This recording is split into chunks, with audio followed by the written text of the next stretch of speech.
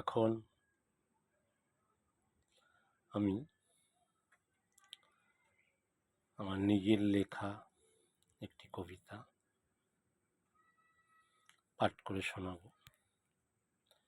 কবিতাটা লিখেছিলাম কালকে। নিজেকে দেখো, অর্থাৎ আমরা এই যে কথা বলছি, কাজ করছি নিজে, কিন্তু এর ভিতরে যে আমি আছি, যে আমার অন্তরাত্মা,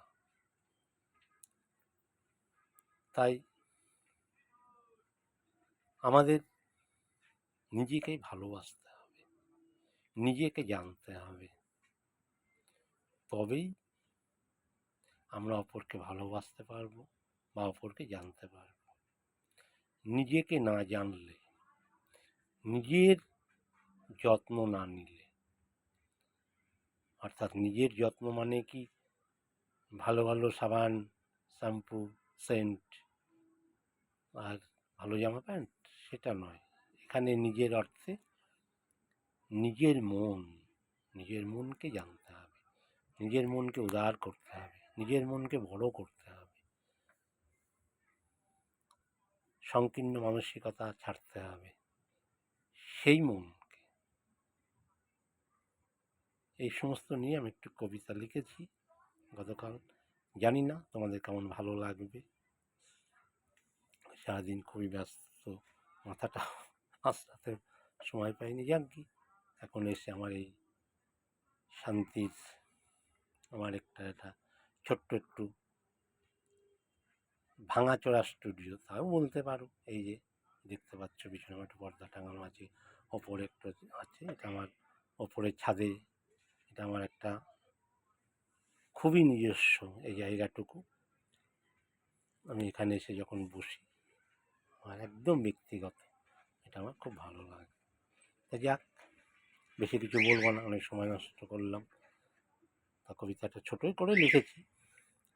কবিতাটির নাম নিজেকে দেখো, কলমে সমর কুমার চ্যাটার্জি। নিজেকে জানো, নিজেকে চেনো বারবার, নিজের মধ্যেই যেজন আছে নির্বিকার, তাকে জাগাতে হবে। কি করতে এসেছো এই ভবে? শুধুমাত্র খাওয়া শোয়া, নাকি অন্য আর কিছু কারবার?